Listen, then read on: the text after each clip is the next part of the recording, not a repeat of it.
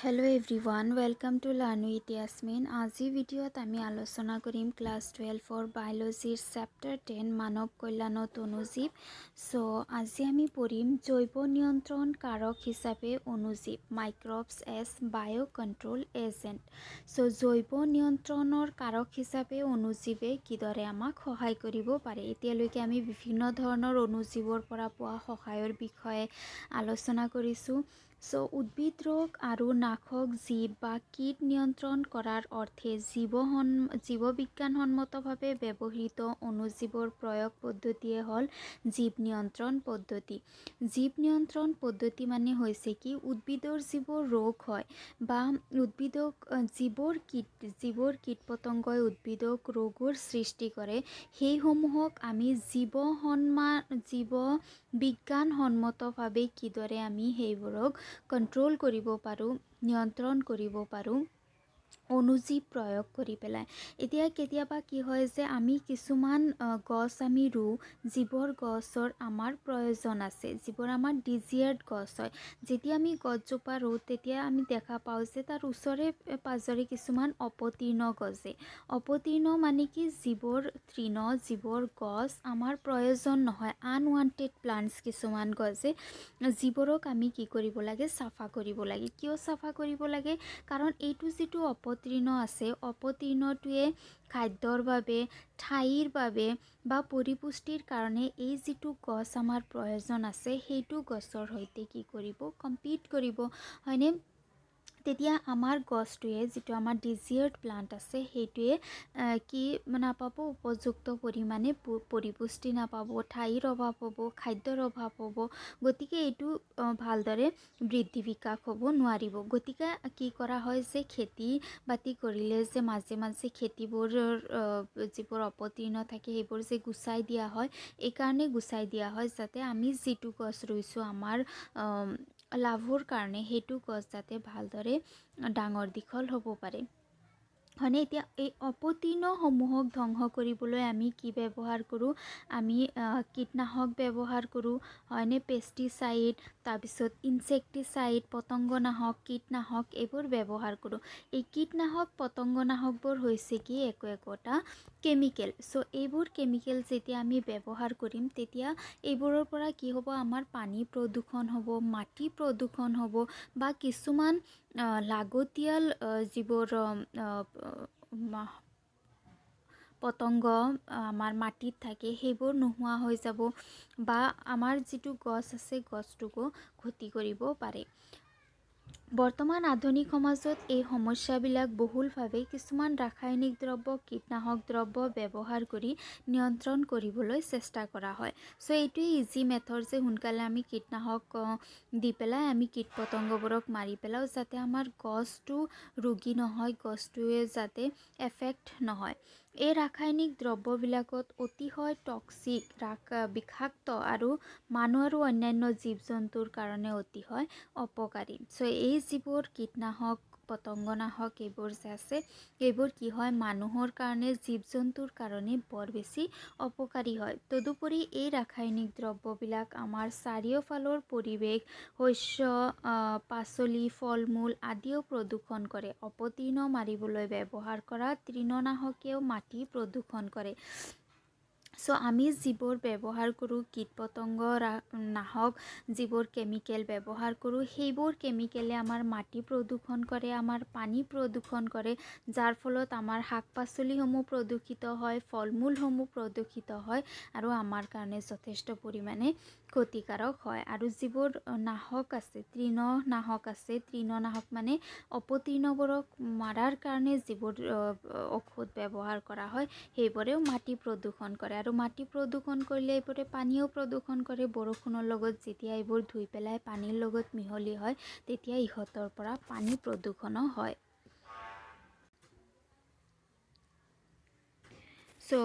নাশক জীৱ আৰু ৰোগ নিয়ন্ত্ৰণ, biological control of paste and diseases.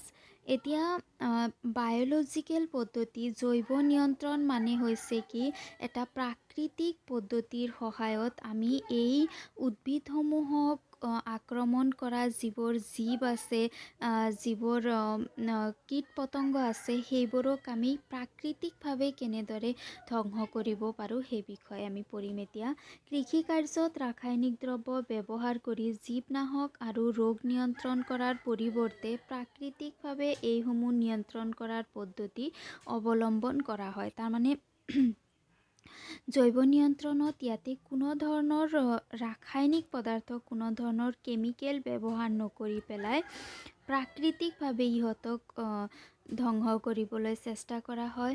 জৈৱিক কৃষকসকলৰ মাজত এটি বিশ্বাস আছে যে জৈৱ বিচিত্ৰতাই সামূহিকভাৱে সকলোৰে স্বাস্থ্য অটুট ৰাখে। চ' আমাৰ যিটো জৈৱ বৈচিত্ৰতা আছে সেইটোত এটা চাইক্লিং প্ৰচেছ চলি থাকে, য'ত যদি কিবা কাৰণে যদি কিবা বস্তুৰ হাৰ্ম হৈছে তেতিয়াহ'লে তাৰ চলুশ্যন আমাৰ প্ৰাকৃতিতে আছে। বুজি পাইছানে? চ' এই যিবোৰ পোক পতংগবোৰ আছে এইবোৰ প্ৰাকৃতিকভাৱে সৃষ্টি হয়, গতিকে ইহঁতক ধ্বংস প্ৰাকৃতিকভাৱে কৰিব পৰা যায়। এটি নিসৰ্গ দৃশ্য যিমানেই বৈচিত্ৰ্যময় হয় সিমানেই দীৰ্ঘদিন ধৰি বৰ্তি থাকিব পাৰে। জৈৱিক কৃষকসকলৰ সেইকাৰণে কৃষি কাৰ্যত এনে এটা ব্যৱস্থা পদ্ধতি গঢ়ি তোলে য'ত নাশক জীৱ বা কীটসমূহক সম্পূৰ্ণৰূপে মাৰি পেলোৱা নহয়, বৰঞ্চ তাৰ পৰিৱৰ্তে এক জটিল পৰীক্ষণ ভাৰসাম্য ৰক্ষণ পদ্ধতিৰ জৰিয়তে এইবোৰক এক সহজে চলাব পৰা মাত্ৰাত বৰ্তাই ৰখা হয়। ইয়াতে কি কৰা হয় যে এই যিবোৰ কীট পতংগবোৰ যে আছে, যিবোৰ পেষ্টসমূহ যে আছে, এইবোৰক একেবাৰে মাৰি পেলোৱা নহয়, এইবোৰক এটা ভাৰসাম্যতা, এটা বেলেঞ্চ কৰি ইহঁতক কণ্ট্ৰল কৰা হয়। ছাপ'জ কিছুমান এনেকুৱা ধৰণৰ চৰাই আছে যিবোৰে কেৱল কীট পতংগ খায়, গতিকে সেই চৰাইসমূহক যদি আমি খেতি বাতিত এৰি দিওঁ তেতিয়াহ'লে সি আহি পেলাই এই যিবোৰ কীট পতংগসমূহ যে আছে সিহঁতক খাই পেলাব। খাই পেলোৱাৰ পিছত সেই চৰাইটোৰ কাৰণেও ভাল হ'ল, আমাৰ কীট পতংগবোৰো মৰি গ'ল, কোনো ধৰণৰ পৰিৱেশ প্ৰদূষণ নহ'ল, হয়নে, কোনো ধৰণৰ লাগতিয়াল উদ্ভিদ মৰি নগ'ল। চ' এনেকুৱা ধৰণে জৈৱ নিয়ন্ত্ৰণ পদ্ধতিৰে ভাৰসাম্যতা ৰক্ষণ কৰি পেলাই এটা মাত্ৰা, এটা লেভেল বজাই ৰখা হয়। প্ৰচলিত কৃষি ব্যৱস্থাত য'ত এফালৰ পৰা ৰাসায়নিক দ্ৰব্য ব্যৱহাৰ কৰি উপকাৰী আৰু অপকাৰী দুয়োবিধ বীজাণু ধ্বংস কৰি পেলোৱা হয়, তাৰ পৰিৱৰ্তে এনে এক সামূহিক ধাৰণাৰ সৃষ্টি কৰিব বিচৰা হৈছে যিটোত জৈৱ বৈচিত্ৰ্যৰ সকলো উদ্ভিদ আৰু প্ৰাণীয়ে ইটোৱে সিটোৰ ওপৰত নিৰ্ভৰ কৰি সুকলমে জীয়াই থাকি প্ৰকৃতিত এক সুন্দৰ পৰিৱেশ গঢ়ি তুলিব পাৰে। চ' ইয়াতে কি হয় যে যিবোৰ জৈৱ বৈচিত্ৰতাত যিবোৰ উদ্ভিদ আৰু প্ৰাণী আছে সেইবোৰে কি হয়, এটাই আনটোৰ ওপৰত নিৰ্ভৰ কৰে, এটাই আনটোৰ ওপৰত নিৰ্ভৰ কৰি পেলাই এটা সুন্দৰ পৰিৱেশৰ সৃষ্টি কৰে। গতিকে ইয়াত কোনো ধৰণৰ অপকাৰী যিবোৰ বীজাণু ধ্বংস কৰা কেমিকেল আছে সেইবোৰ ব্যৱহাৰ কৰাৰ কোনো প্ৰয়োজন নহয়।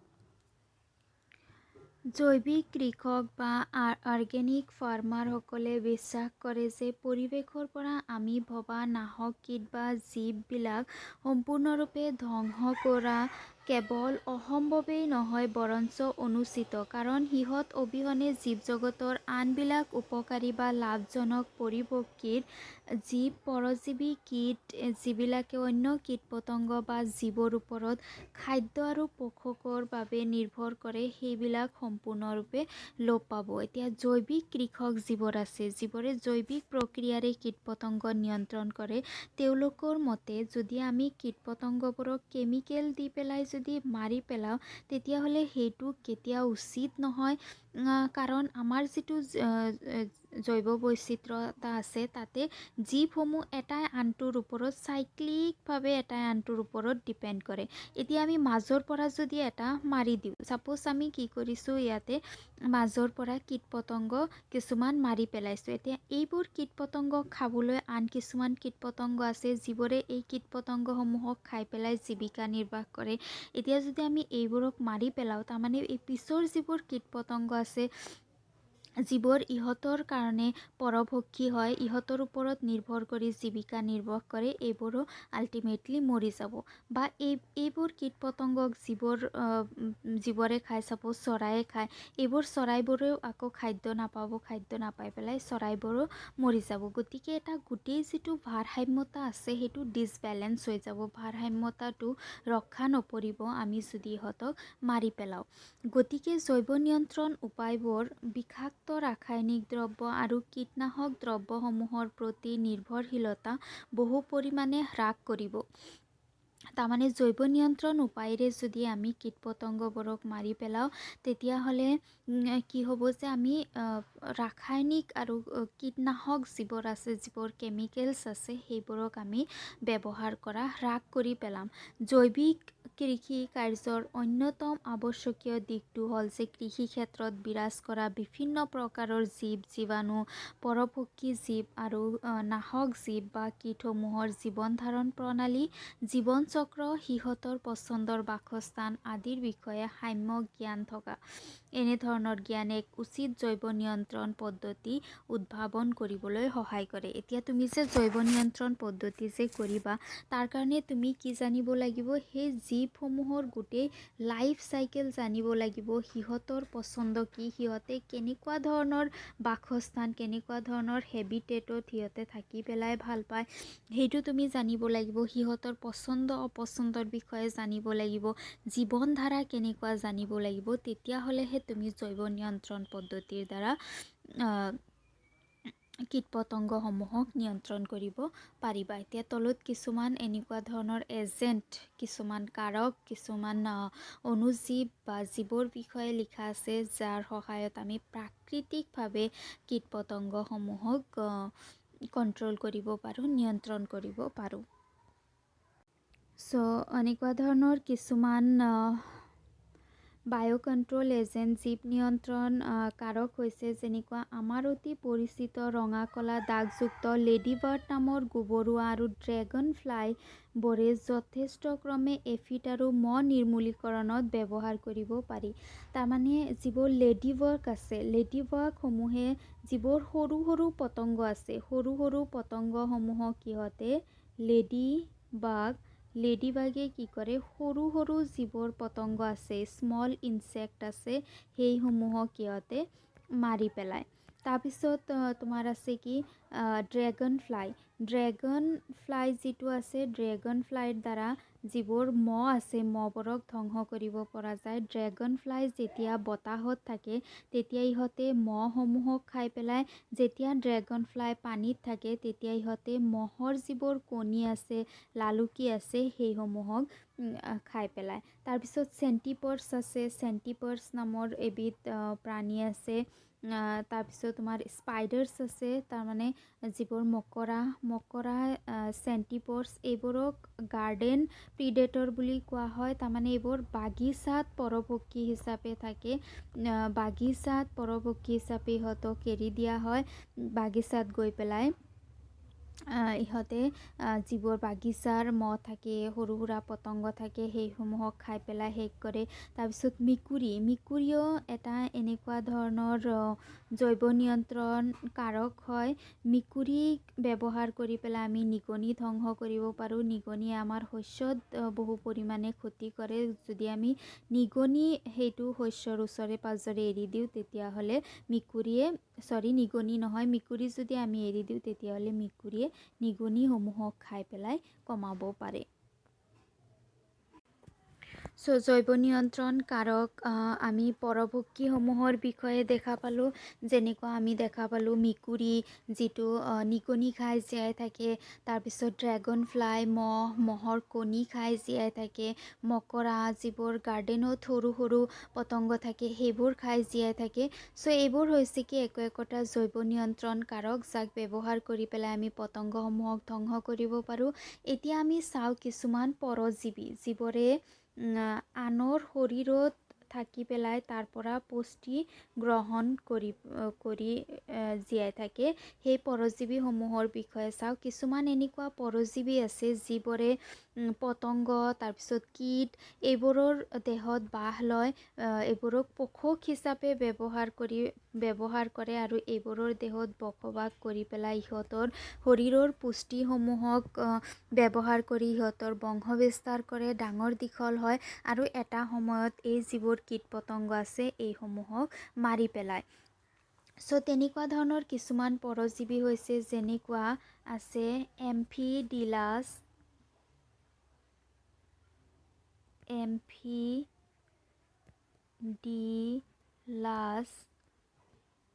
কলিমেনি, এমফিডিলাছ কলিমেনি, তাৰপিছত আছে তোমাৰ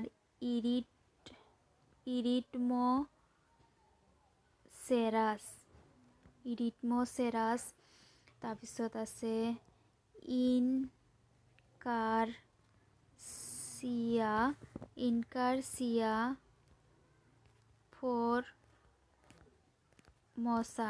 ইনকাৰচিয়া ফৰ্ম'চা। এই তিনিটা হৈছে এনেকুৱা ধৰণৰ কিছুমান পৰজীৱী যিবোৰ হোৱাইট ফ্লাই আছে, বগা যিবোৰ মাখি আছে সেইবোৰৰ দেহত ইহঁতে বসবাস কৰে। বসবাস কৰি পেলাই ইহঁতৰ বডি ইহঁতে ইউটিলাইজ কৰে, তাৰমানে ইহঁতৰ বডি ইহঁতে ব্যৱহাৰ কৰে।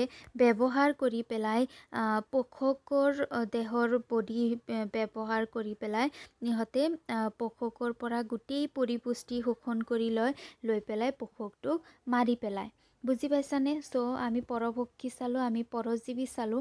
এতিয়া আমি চাওঁ পেথজেনসমূহ, যিবোৰ ৰোগ উৎপাদক আছে, ৰোগ উৎপাদকসমূহ ব্যৱহাৰ কৰি পেলাই আমি কেনেদৰে কীট পতংগসমূহক ধ্বংস কৰিব পাৰোঁ। চ' কিছুমান ৰোগ উৎপাদক জীৱ নিয়ন্ত্ৰণকাৰক ৰোগ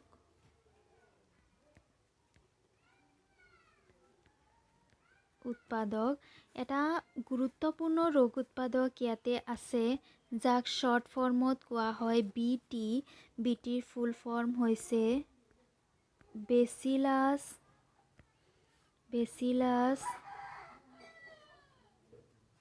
থুৰেঞ্জিয়েচিছ।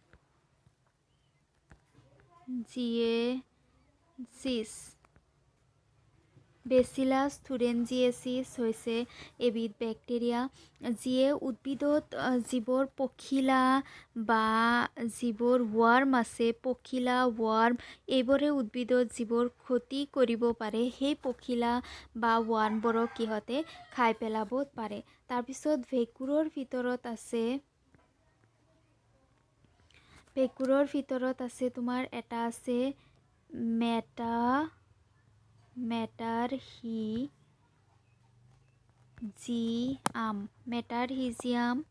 মেটাৰহিজিয়াম যিটো আছে, মেটাৰহিজিয়ামটোৱে যিবোৰ ফৰিং আছে, তাৰপিছত সৰু সৰু গোবৰীয়া পোক পৰুৱা আছে বা মকৰা আছে সেইসমূহক ধ্বংস কৰে। চ' মেটাৰহিজিয়াম নামৰ ভেঁকুৰবিধে তেনেহ'লে কি কৰে, গোবৰুৱা পোক পৰুৱাসমূহক, ফৰিংবোৰক আৰু মকৰাসমূহক ধ্বংস কৰিব পাৰে। আৰু এটা আছে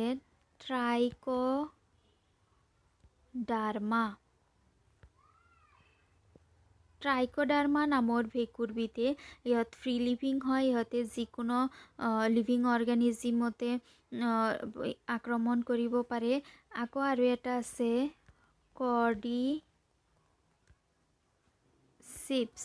কৰ্ডিচিপছ। যিমান আৰ্থ্ৰপৰ শ্ৰেণী, আমি যে শ্ৰেণী বিভাজনত যে পতংগ শ্ৰেণী যিটো পাইছিলোঁ, পতংগ শ্ৰেণীত যিমান পতংগ আছে আটাইতকৈ ডাঙৰ শ্ৰেণী হৈছে আৰ্থ্ৰপডা। সেই পতংগ শ্ৰেণীৰ যিমান পতংগ আছে গোটেই পতংগকে সিহঁতে খাই পেলাব বা আক্ৰমণ কৰিব পাৰে। তাৰপিছত আছে ভাইৰাছৰ ভিতৰত এবিধ ভাইৰাছ হৈছে rabbit haemorrhagic disease virus. Rabbit হেৰজিক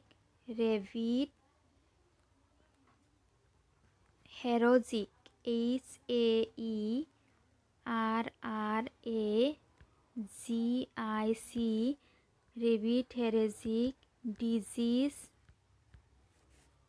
virus. Rabbit haemorrhagic disease ভাইৰাছেও কিছুমান পোক পতংগক ধ্বংস কৰিব পাৰে। চ' এইবোৰ হৈছে কি, একোটা জৈৱ নিয়ন্ত্ৰণ কাৰক, জৈৱ নিয়ন্ত্ৰণ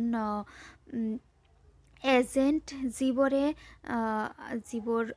অলাগতিয়াল পতংগ আছে, অলাগতিয়াল উদ্ভিদ আছে, সেইসমূহক ধ্বংস কৰিব পাৰে আৰু ইয়াৰ দ্বাৰা কোনো ধৰণৰ পৰিৱেশো প্ৰদূষণ নহয় বা আন জীৱ জন্তু বা উদ্ভিদ প্ৰাণী মানুহৰো কোনো ধৰণৰ ক্ষতি নহয়। ইয়াতে আৰু এটা জীৱ নিয়ন্ত্ৰণ ভাইৰাছৰ বিষয়ে লিখা আছে, যাৰ নাম হৈছে কি বেকুল ভাইৰাছ। এবিধ ৰোগ সৃষ্টিকাৰী বীজাণু যিবোৰে কিছুমান কীট পতংগক আক্ৰমণ কৰি ৰোগ সৃষ্টি কৰে। এই যিবোৰ ভাইৰাছ আছে, ভাইৰাছবিধে ৰোগ সৃষ্টিকাৰী হয়, ৰোগ উৎপাদক হয়। ই কিছুমান কীট পতংগক আক্ৰমণ কৰে আৰু কীট পতংগক ৰোগৰ সৃষ্টি কৰি পেলাই ইয়াক মাৰি পেলায়। জৈৱ নিয়ন্ত্ৰণ কাৰক হিচাপে ব্যৱহাৰ হোৱা বেছি সংখ্যক ভেকুল ভাইৰাছে নিউক্লিয়' পলিহেড্ৰেট ভাইৰাছ নামৰ গণটোৰ অন্তৰ্ভুক্ত। এই ভাইৰাছবোৰৰ প্ৰজাতি বিশেষ আৰু নিৰ্দিষ্ট কীটনাশক হিচাপে প্ৰয়োগ কৰাৰ বাবে অতিশয় উপযুক্ত। এইসমূহ ভাইৰাছৰ উদ্ভিদ, স্তন্যপায়ী প্ৰাণী, চৰাই-চিৰিকটি, মাছ, আনকি কিছুমান পতংগৰ ক্ষেত্ৰতো কোনো ঋণাত্মক প্ৰভাৱ দেখা নাযায়। এই যিবোৰ ভাইৰাছ আছে, এই ভাইৰাছবিধে কেৱল পতংগকহে আক্ৰমণ কৰে। ইহঁতৰ নেগেটিভ ইফেক্ট প্ৰাণী, স্তন্যপায়ী প্ৰাণী, মানুহকে আদি কৰি চৰাই, মাছ এইবোৰত কিন্তু দেখিবলৈ পোৱা নাযায়। সংহতনাশক জীৱ পৰিচালনাৰ কৰ্মসূচী ইণ্টিগ্ৰেটেড পেষ্ট মেনেজমেণ্ট প্ৰগ্ৰামৰ অধীনত কেতবোৰ উপকাৰী বা লাভজনক কীট-পতংগ সংৰক্ষণ বেলিকা অথবা কোনো পৰিৱেশ বা পৰিস্থিতি বিজ্ঞানৰ দিশৰ পৰা অতি সংবেদনশীল ঠাইৰ জৈৱ বৈচিত্ৰ্যতাৰ সংৰক্ষণৰ বেলিকা এই ভাইৰাছসমূহ বিশেষকৈ আৱশ্যকীয়। আজি ভিডিঅ'ত ইমানখিনিয়ে। Thank U.